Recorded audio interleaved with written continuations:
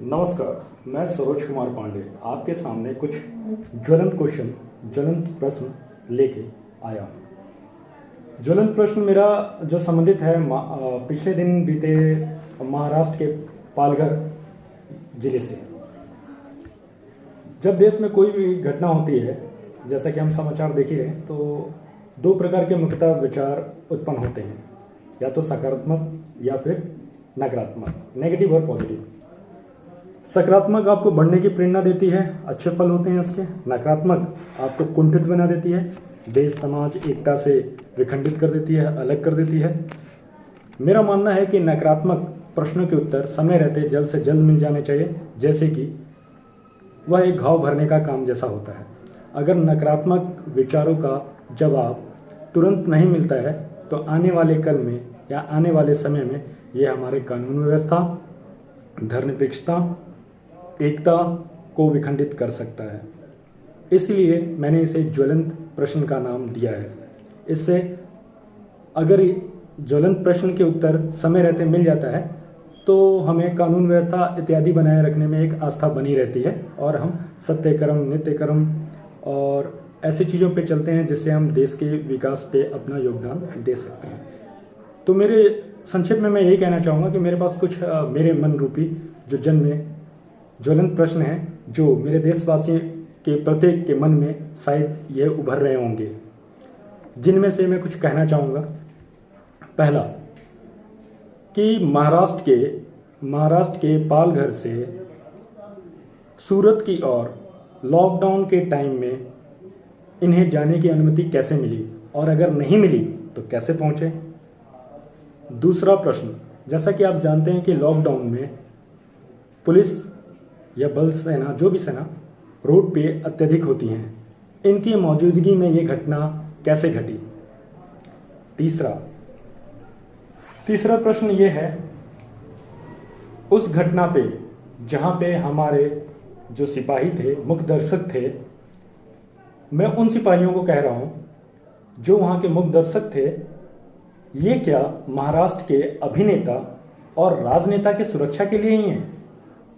Lockdown में तो जनता पर लाठी बरसाने की हिम्मत और निडरता तो ये दिखा देते हैं, लेकिन जब वही जनता के कुछ लोग अपने हाथ में लाठी और पत्थर ले लेते हैं और जब किसी निर्दोष, निहत्थे और मानव हित प्रेमी व्यक्ति पर प्रहार दानव की तरह करते हैं, तो ये मुख्य दर्शक हो जाते हैं। सोचनीय है क्या इन पुलिसकर्मियों पर उस घटना में जो शामिल थे उनको सजा नहीं होनी चाहिए? क्या उनको नौकरी से बर्खास्त नहीं कर देना चाहिए? कुछ और भी प्रश्न इस प्रकार से हैं। निहत्थे निर्दोष को मारते हुए अपने सामने मुख्य दर्शक बनकर देखते हुए कुछ ना करना और बाद में 110 लोगों को गिरफ्तार करना, क्या ये एक राजनीतिक लीपापोती नहीं है? अवश्य है, ये एक राजनीतिक लीपापोती है। ठीक है, 110 को आपने गिरफ्तार किया, 3 की मृत्यु हुई, पर 3 ऐसे बंदों की मृत्यु होती है, उसके बचाव में क्या कानून की रक्षा, देश की रक्षा, कानून वर्दीधारी जो व्यक्ति हैं, उनका कोई बलिदान त्याग का फर्ज वहां नहीं बनता था? ऐसा बलिदान त्याग तो देखने को वहां नहीं मिला। आए दिन हमारे देश में पहले आतंकवादी घटना घटती थी, हमें दुख होता था, लेकिन साथ साथ गर्व भी होता था कि हमारे देश के जो जवान हैं वो शहीद होते थे, उनसे लोहा लेते थे और अंततः उन्हें हराते थे और एक मिसाल कायम करते थे। पर यह मिसाल वहां देखने को तो नहीं मिली। ठीक है, पर प्रश्न तो बनता है कि मिसाल नहीं मिली। अब ये सोचने के लिए भी मैं विवश हो जाता हूं, और मेरे ऐसे कई लोग ऐसा सोचने के लिए विवश हो जाते हैं, कानून भी वहां था, यानी जो पुलिस, कानून वर्दीधारी पुलिस, कानून भी वहां था, दर्शक भी वहां थे, दोषी भी वहां था, गुनाहगार भी वहां था, नेता लोग भी थे, सब चीज वहां थी। ये सारी चीज होने के बावजूद भी, सब कुछ होने के बावजूद भी ये केस क्या हमारे देश में 10 से 20 साल चलेगा? क्या फांसी जैसा कठोर दंड देके क्या मिसाल कायम किया जाएगा? और सवाल ये भी उठता है, सवाल तो बहुत सारे उठते हैं, लेकिन सवाल ये भी उठता है, मुख्य सवाल, कि जब निहत्थे निर्दोष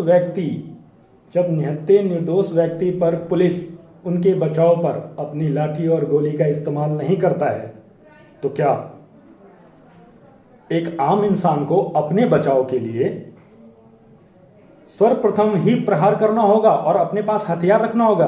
क्या हम इसके लिए अब मजबूर होने जा रहे हैं कि हमें अपनी रक्षा स्वयं करनी होगी, हमें अपने पास हथियार खुद रखना होगा?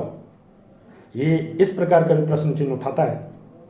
मेरा प्रश्न करने का ये मतलब है कि मैं उस चेहरे को, मैं उस व्यक्ति को, उस षड्यंत्रकारी को जो लॉकडाउन के बहाने देश की एकता अखंडता का बहाना लेकर और ऐसे खेल के रचयिता को मैं उस सामने लाने का प्रयास कर रहा हूँ। मेरा एक छोटा सा ये भी प्रयास है, मैं उस परिस्थिति को भी जानना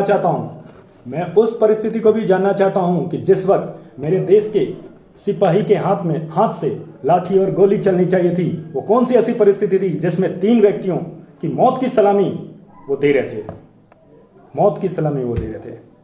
मेरे प्रश्नों का उत्तर आप निष्पक्ष रूप से दीजिए, एक तरीके से दीजिए। प्रश्न तो बहुत कुछ है, लेकिन आपके जवाब और प्रश्न के बाद मैं फिर जवाब देने के लिए हाजिर होऊंगा। जय हिंद, जय भारत।